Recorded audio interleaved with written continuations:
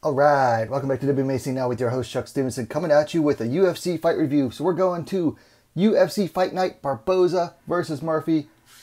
We're going to the Strawweight division. Number 9 ranked Luana Pinheiro coming in at 11-2, taking on Angela Hill coming in at 16-3. I believe she was ranked number 12 coming into this fight. Now before I get into this fight, dear listener, please, if you can, take a moment, hit that like button.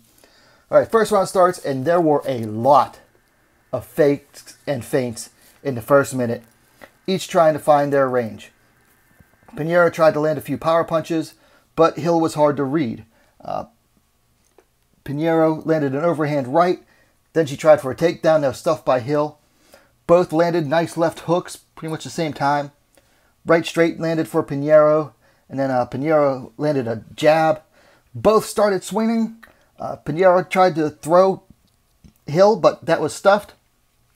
Then Pinheiro jumped guard, and Hill just dropped her to the mat and followed her down. Now Hill moved to half guard, tried to pass, but kept Pinheiro pressured against the fence. And then Hill decided to stand over her, tried to land some ground and pound from there. Pinheiro started throwing some up kicks. A couple got through. Hill landed a couple of big punches from standing over her. And then Pinheiro managed to get up, but Hill managed to land an outside trip, landing on top right as the bell sounded. So good first round. Slow start, but once it got going, it got going. Second round starts, and both fighters were busier to start the round. Pinheiro using front kicks to find range. A spinning back fist by Pinheiro grazed Hill's chest. Hill started getting the better reads on Pinheiro, and you could see it was starting to frustrate her. Or frustrate Pinheiro, I should say. Pinheiro trip attempt got stuffed, and Hill latched on a body lock, landed some knees, and then they both separated. And from this point on, Hill started landing more and more, and she was keeping Pinheiro on the back foot. And then Hill came forward, landed this was a stiff jab, sat Pinheiro down, but she got immediately back up. Caught Hill with a nice uppercut as Hill was coming in. That was nice to see. And then Pinheiro shot a lazy takedown attempt that got stuffed. Hill landed a nice combination, but went to the body, then up to the head with punches. And Pinheiro, again, another lazy takedown attempt, shot in lazily. This time Hill latched on the guillotine, got a jumped guard, and then rolled over to mount, and bam, Pinheiro tapped. Like almost as soon as Pinheiro's back hit the mat, she was tapping out. It was that fast. Angela Hill's your winner via submission due to guillotine choke. 4 minutes, 12 seconds of the second round. It was over like that. Amazing win for Angela Hill. So she gets her first submission win and does it in style. It was that finishing sequence was just so fast, it was insane. I mean, Pinheiro literally shot for the lazy takedown. Hill latched on the guillotine, jumped guard, pulling Pinheiro down with her, then rolled over for the sweep. And as soon as, like I said, as soon as Pinheiro's back touched the mat, she tapped. Like she knew she was done. Hill just started yelling, ah! It was really cool to see. You know, I'm an Angela Hill fan, have been for quite a while. I own a couple of her t-shirts. To see her continue to find success is always fun to see. I mean, she's just a fun fighter.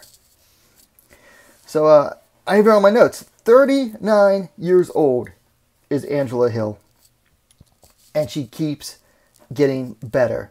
And I think the fact that when she first started MMA, she was learning on the job as she went. I remember this goes back to, she had an appearance on Joe Rogan's podcast, and you know, she talks about she had like one amateur fight in MMA, I think, made her pro debut, and then as soon as she made her pro debut, tried out for the Ultimate Fighter. Didn't think she'd get in, but she did. And then her second pro fight was literally at the Ultimate Fighter finals. So she's been the whole time she's been in, I mean, this is what, 10 years, basically, that we've known about her now. She's been learning on the job as she goes. So, some fighters might have gotten discouraged, but with some of the lack of success that Angela had, but she didn't. She just kept going and going and improving, making the improvements that she needed to make. So it's understandable how she keeps getting better. It's because she's just constantly learning on the job. Like, she only had up to go. Now, Pinheiro kept getting frustrated by Hill's feints, got discouraged, and she started making bad decisions. And that's where those lazy takedown attempts come in. She wasn't finding the success that she wanted, started getting frustrated, and you know, when you get frustrated, you're not thinking straight, and you just start making bad decisions. It happens sometimes in fights, but I think this is becoming a pattern for Pinheiro. Now here's something else I want to talk about. How the heck was Luana Pinheiro ranked as high as number 9? These rankings need fixed. She was what? 3-1 in the UFC coming into this fight, with her best win by far being Michelle Waterson. How does that get you as high as number 9? The only thing I can think of is that there have been fighters that have just completely dropped off or dropped out of the rankings. That's the only way she could get as high as number 9. These strawweight rankings are just an absolute mess right now. Absolute mess. And they need fixed.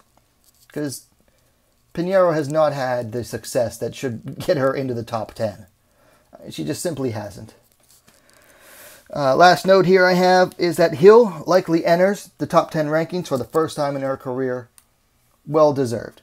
Now, granted, that helps that Pinheiro was ranked at number 9. And usually they switch rankings when someone beats another. That's just how the rankings panel that does the rankings does it. I don't necessarily always agree with it, but you know what? Good for Angela Hill. So let's talk things to work on. For Hill, you know what? Just keep making improvements. I mean, she had a great fight here. A couple of Pinheiro's, heavier shots did get through, but that's the fight game. Just keep making those improvements. For Pinheiro, my biggest thing is this. Either commit to takedowns or don't. Either commit to them or don't attempt them at all. Because when you're going for penetration style takedowns, like wrestling style takedowns, you can't half-ass them. You're either committed or you're not. Because if you try to take them down and you're not committed to them, or you're lazy about them, that's how you get caught. And that's how she got caught. Now let's talk fights to make.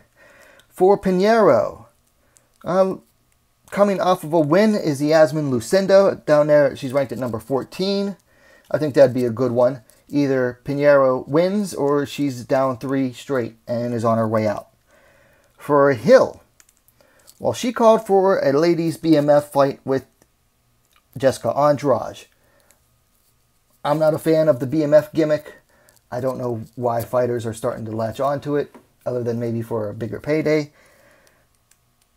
That would actually be an okay one. That would be a fun one. But, speaking more realistically, Tabitha Ricci is right there, either at number 10 or 11, somewhere around there. That's a realistic fight. Or Amanda Hebos is ranked number 8. That's also a very realistic fight. So, Ricci or Hebos. Either way, Hill's going to be taking on another Brazilian. So those are my thoughts on this. Angela Hill defeats Luana Pinheiro via submission due to guillotine choke. 4 minutes, 12 seconds of the second round. Great win for Angela Hill. Let me know your thoughts in the comments below. While you're at it, go ahead and subscribe to Wmma Now, the best, most complete women's mixed martial arts dedicated platform online. Thanks for watching. We'll see you next time.